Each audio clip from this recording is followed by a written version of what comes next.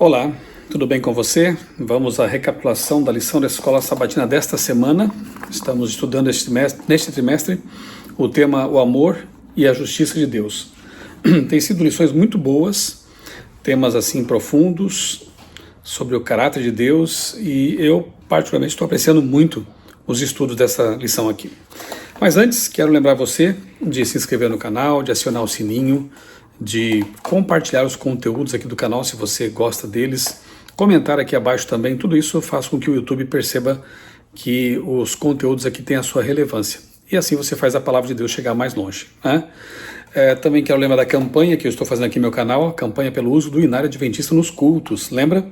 Eu tenho dito aqui que é importante que nós usemos o nosso inário. Ele tem uma história, tem hinos aqui selecionados com muito critério, com muita oração, hinos para jovens, para crianças, hinos antigos, hinos mais contemporâneos, e todos eles orquestrados estão disponíveis lá no canal da CPB, Casa Publicadora Brasileira, CPB Edições, canal no YouTube. Você encontra todos os hinos aqui do inário com imagens bonitas da natureza, com uma fonte ali bem assim agradável para leitura, enfim, preparados para usar no culto, na igreja. A orquestração também foi adequada ali para uso na igreja. O que acontece é que muitas pessoas, às vezes, talvez por ser fácil, né, acabam pegando no YouTube vídeos de músicas que não foram preparadas, não foram assim orquestradas para o uso na igreja. E às vezes tem ali a percussão muito acentuada, imagens que não são tão adequadas assim para você estar no culto ali, elevando os pensamentos a Deus, enfim, são mais próprias para um show, digamos assim. Já o inário, ele tem um propósito específico, que é louvar a Deus, que é nos conectar com o céu. Então eu faço aqui minha campanha, né? Use o inário na igreja, no culto. Criemos de novo esse bom hábito, né? Mantenhamos esse bom hábito. O inário está disponível, como eu disse aqui, de forma impressa, com partitura, cifras, e também os vídeos ali no canal da CPB, tá bom? Se você é editor de música, se você é ancião da igreja, convido vocês então a com tranquilidade, com a concordância aí dos irmãos, obviamente, que é algo muito bom de se fazer, né? Vamos usar o inário aí no nosso culto, tá bem? A lição da Escola Sabatina desta semana tem como tema, deixa eu mostrar aqui para você já o título, né? E a ilustração, que, como sempre, muito criativa, aqui feita pelo nosso irmão, amigo Andrei Vieira. Aqui está, o problema do mal. E, de fato, esse é um dos assuntos mais delicados, mais controversos até, e que muitas vezes, infelizmente, afasta algumas pessoas de querer conhecer mais a Bíblia, o Deus da Bíblia, porque não conseguem entender como um Deus de amor e todo-poderoso pode permitir que exista o mal no universo, na Terra, entre nós. E a gente até lembra daquele dilema de Epicuro, né? Mais ou menos assim, resumindo bastante, que se Deus é todo-poderoso e é amor, se Deus é amor, ele não quer que o mal exista. Se Deus é todo-poderoso, ele pode fazer com que o mal não exista. Logo, se existe o mal, ou Deus não é amor, ou Deus não é todo-poderoso. Então, alguns usam esse dilema aí, bem simplificadamente aqui apresentado por mim, para tentar demonstrar que Deus não existiria, mas na verdade não é bem assim. Nós vimos isso essa semana mais uma vez, e podemos refletir um pouco sobre isso já logo aqui no início da lição. O problema do mal. O texto para memorizar, Apocalipse 21:4, ele já é o spoiler da Bíblia, e é bom de vez em quando a gente pensar nisso, né?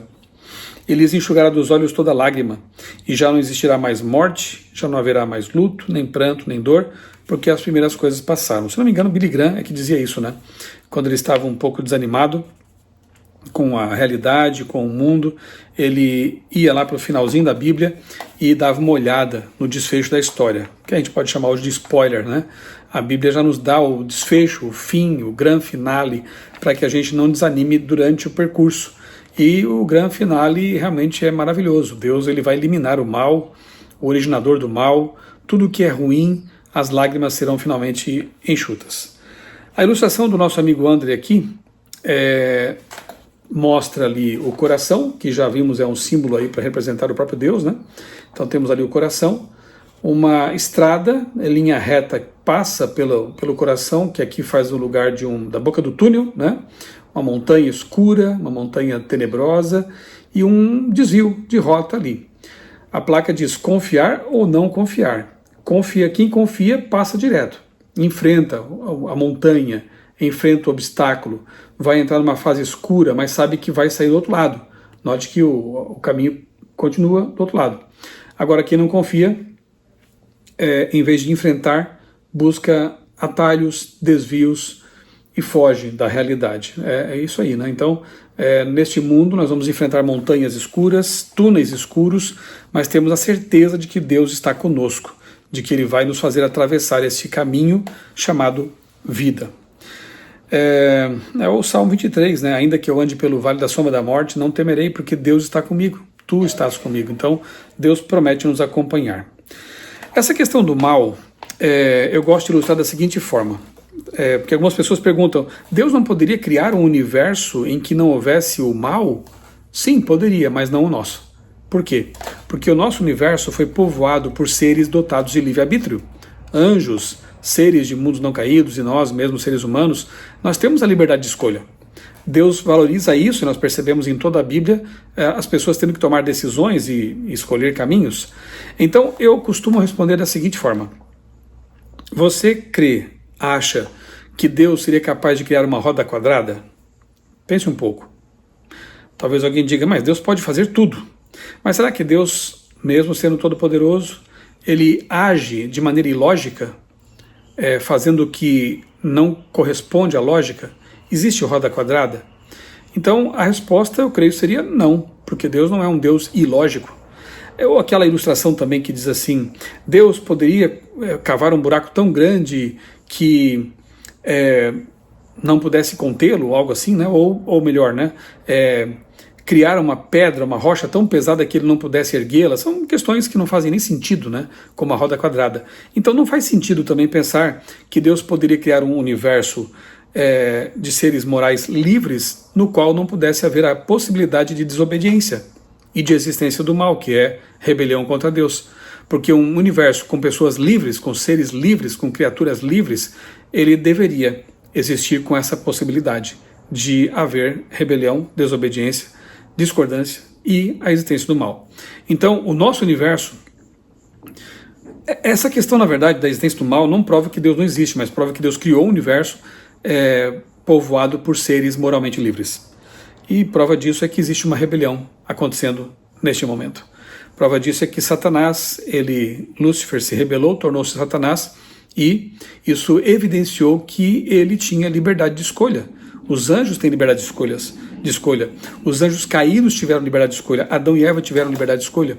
Infelizmente, esses seres que eu mencionei, eles optaram por um caminho errado e escolheram mal, usaram mal a sua liberdade. Mas outros tantos, a imensa maioria, graças a Deus, continuam fiéis a Deus e escolhem continuar assim.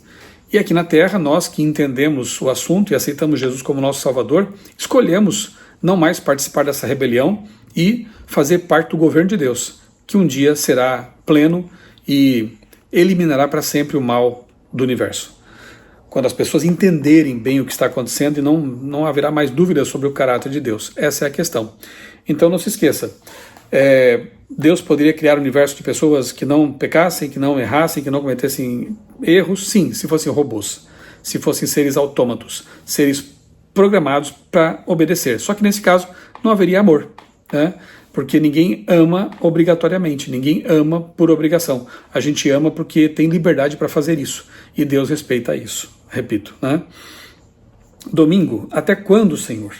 E aqui nós temos então alguns textos que nos fazem perceber que a injustiça, a maldade sempre afligiram a humanidade. Nós vemos aqui Jó, um livro que fala muito sobre isso, né? Um livro, é um clássico da Bíblia, né? Sobre a questão do mal, do grande conflito. Jó, aqui diz no capítulo 30, verso 26, que ele esperava o bem, mas veio o mal para ele. Como entender, Jó era justo, Jó era um homem bom, e no entanto foi afligido por coisas terríveis, né? Jeremias 12, verso 1, porque o caminho dos ímpios prospera. Jeremias, aqui também poderia ter sido colocado Abacuque. Eu tenho um sermão sobre Abacuque, e é interessante porque o profeta, ele reclama com Deus. Por que o ímpio prospera? Por que as pessoas que praticam o mal parecem se dar bem? Por que os corruptos enriquecem? E o interessante é que, no caso de Abacuque, resumindo aqui o sermão, né, que eu preparei, em lugar de se revoltar com Deus, ou sair da igreja, ou abandonar a fé, é dito que ele sobe na sua torre de vigia para esperar a resposta de Deus. Ele reclama, ele é sincero, e Deus espera também de nós sinceridade. Os autores bíblicos, a gente percebe que eles abriam o coração para Deus. É só você ler os Salmos, como Davi, ele abriu o coração para Deus e muitas vezes reclamava também, o próprio Jó, né? E Abacuque não é diferente, ele abre o coração, ele reclama, ele fica indignado, mas ele não se revolta com Deus, ele espera a resposta, e a resposta vem. No caso de Abacuque, veio logo em seguida. E no caso de Jeremias também, e no caso do Salmo 70, como nós veremos, também veio a resposta. Agora, haverá situações para as quais não teremos respostas. E nesse caso, o que fica é a nossa confiança em Deus, em saber que Deus vai resolver os problemas, que Deus vai trazer a solução. Então, devemos sempre lembrar das circunstâncias, das situações em que Deus atuou na nossa vida claramente e saber que Deus é justo, bondoso, Ele cuida e Ele tem as rédeas da história em suas mãos. Ele vai resolver o nosso problema. Isso é importante, nós temos convicção plena disso, né? Malaquias 2,17, onde está, ó Deus, a tua justiça? Onde está o Deus da justiça?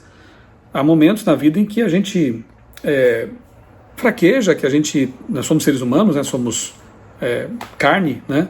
Ou somos pó, e há momentos em que a gente fraqueja, até duvida, mas Deus nos conhece, sabe do que somos feitos, né? Somos feitos. E aqui, Salmo 10:1, né? Por que te conservas longe? Dá a impressão de que às vezes Deus está longe, quando na verdade Ele está muito perto, e a gente não percebe, talvez porque os olhos estejam cheios de lágrimas, ou porque o sentimento, o coração do ser humano é enganoso, né? Porque os nossos sentimentos talvez digam outra coisa, mas Deus está ali, exatamente ali. Sabe aquela música antiga, né? Tão batida e citada muitas vezes, né?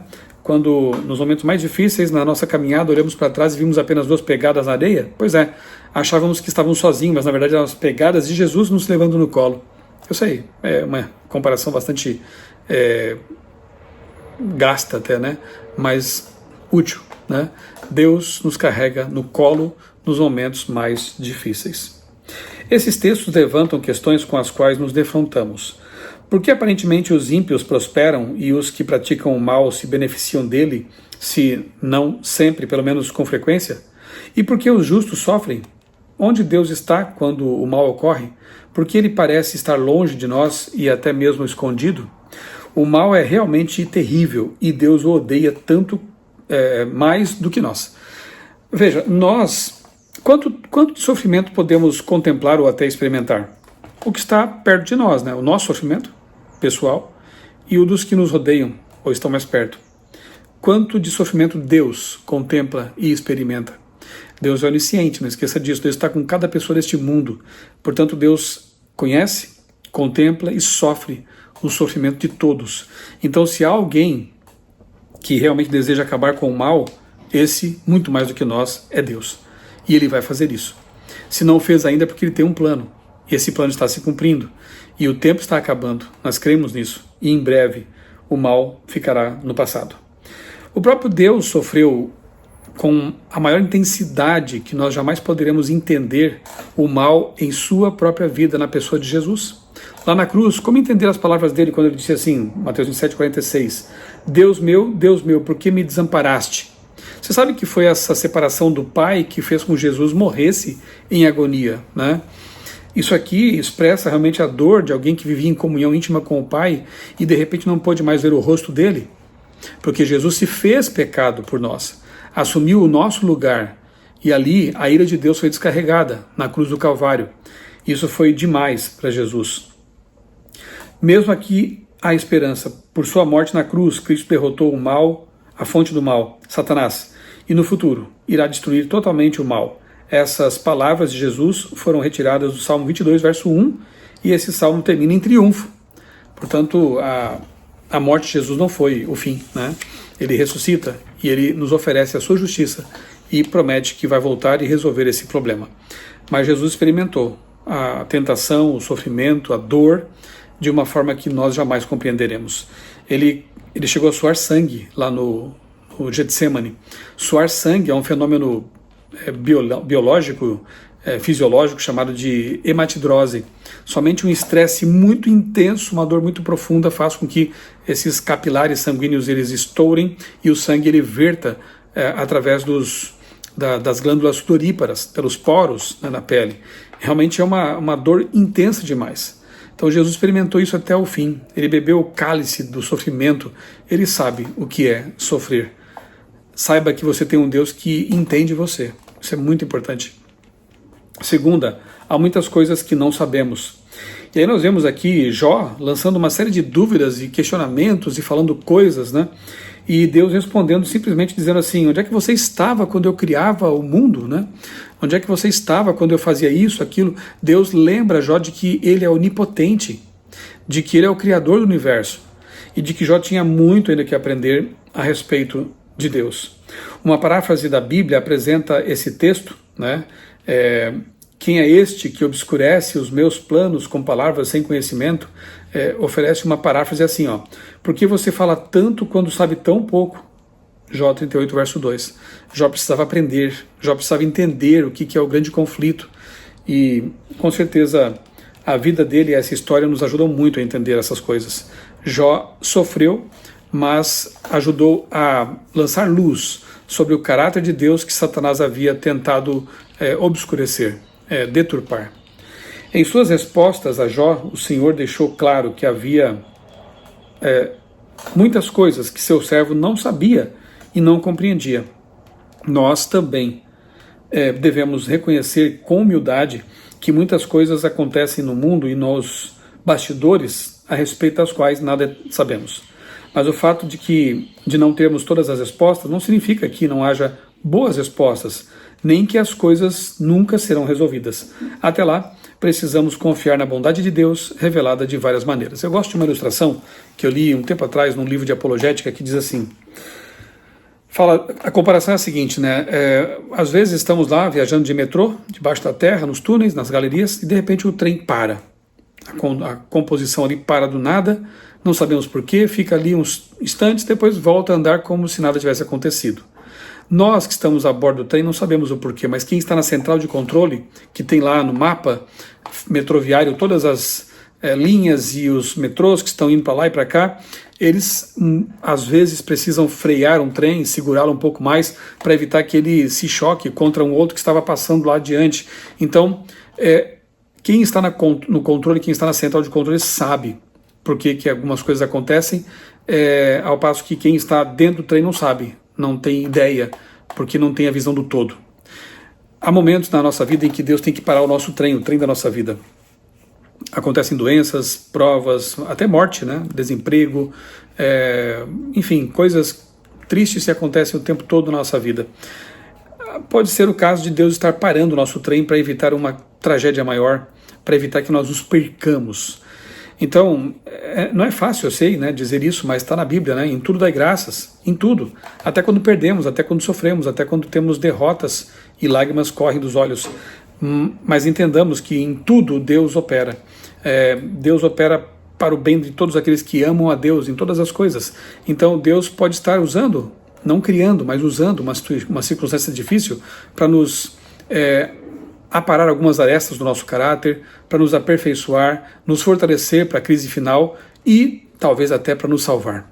Então creiamos naquele que está na central de controle do universo. Ele sabe porque as coisas acontecem do jeito que acontecem. Ele muitas vezes freia, segura o nosso trem, o trem da nossa vida, para evitar tragédias, para evitar que nos percamos. Terça-feira, o teísta cético. Interessante, porque o teísta cético é aquele que possui ceticismo em relação à capacidade humana de conhecer ou de compreender plenamente as razões de Deus para a existência do mal no mundo. Ele sabe que não temos respostas para tudo e que muitas vezes o que nos resta realmente é nos aquietarmos e sabermos que Deus é Deus, né?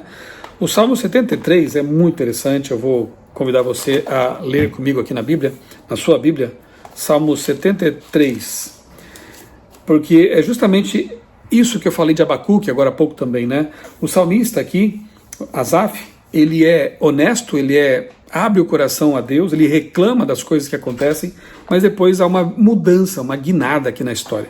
Olha só, ele diz assim, de fato Deus é bom para com Israel, para com os de coração limpo. Quanto a mim, porém, quase me resvalaram os pés.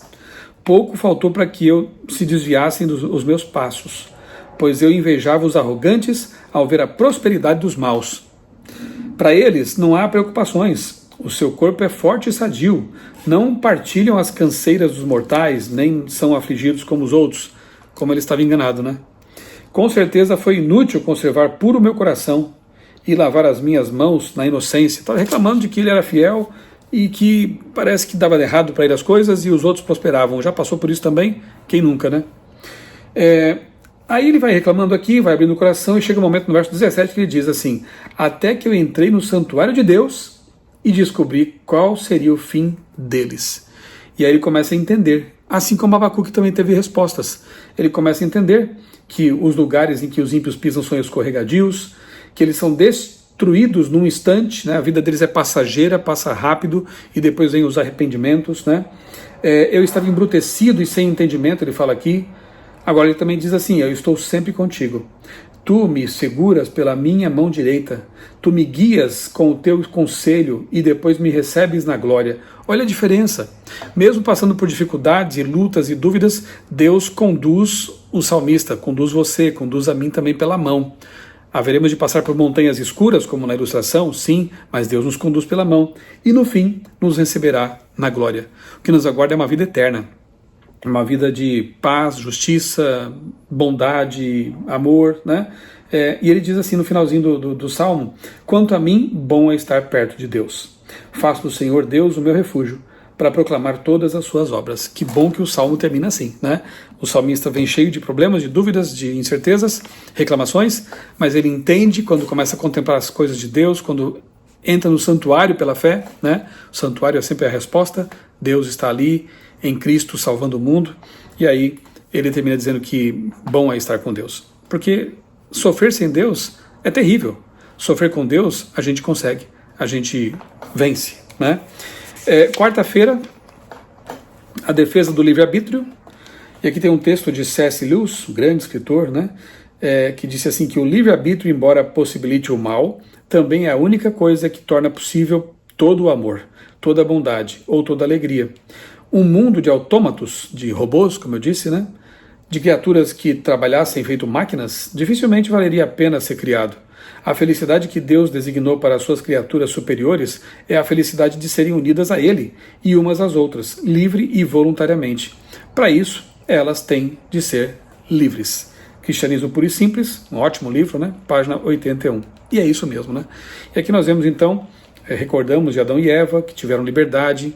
Deus disse: olha, vocês podem comer de tudo, menos daquela fruta. Eles foram proibidos? Não, Deus advertiu, Deus avisou, mas eles infelizmente acabaram desobedecendo. Foram rebeldes à palavra de Deus, como muitos hoje ainda são, né? Porque o Senhor daria uma ordem, a menos que Adão e Eva tivessem livre-arbítrio para escolher se a escolheriam, obedeceriam ou não? Seria um teatrinho, né? Se houvesse essa ideia calvinista, né, que nesse ponto está bem errada, é uma heresia, na verdade, do livre da predestinação. Se Adão e Eva estavam predestinados a pecar por Deus, por que Deus teria avisado de que havia um perigo e de que não deveriam comer aquele fruto? Seria um teatrinho, Deus avisando algo que não iria resultar em nada? Não.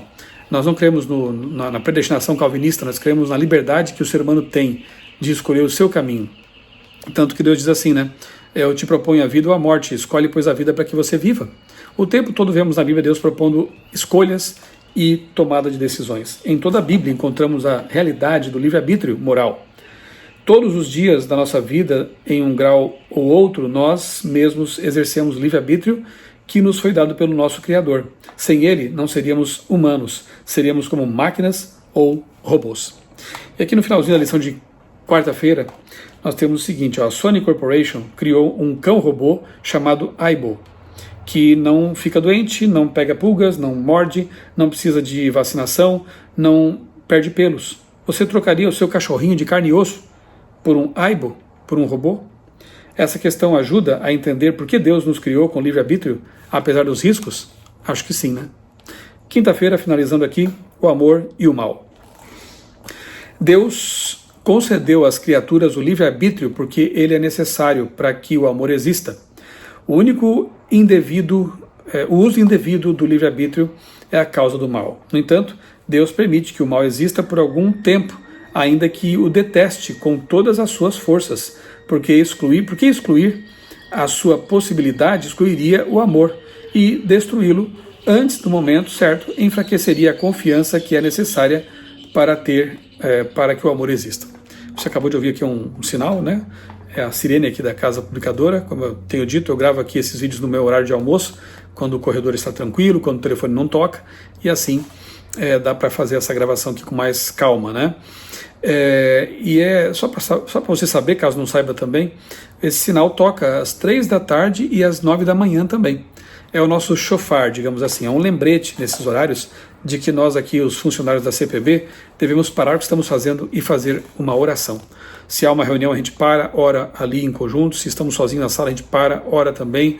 Oramos pela obra de Deus, pela colportagem que trabalha juntamente conosco, né? Oramos por vários motivos. Então é um lembrete diário, 2 vezes por dia, de orarmos. Mas nesse momento agora é o lembrete de que já é 12:30 e daqui a pouco eu tenho que almoçar. Encerrando aqui o comentário da quinta-feira, tem aqui um trecho do Desejado das Nações, de Ellen White, que diz assim: a terra se obscureceu por causa da compreensão errada sobre Deus. Para que as tristes sombras pudessem ser desfeitas, para que o mundo pudesse voltar para o Senhor, era preciso que o poder enganador de Satanás fosse neutralizado. Isso não podia ser feito pela força. O uso da força é contrário aos princípios do governo de Deus. Ele deseja apenas o serviço do amor. E o amor não pode ser imposto, não pode ser conquistado pela força ou autoridade. Só o amor desperta amor. Conhecer a Deus é amá-lo.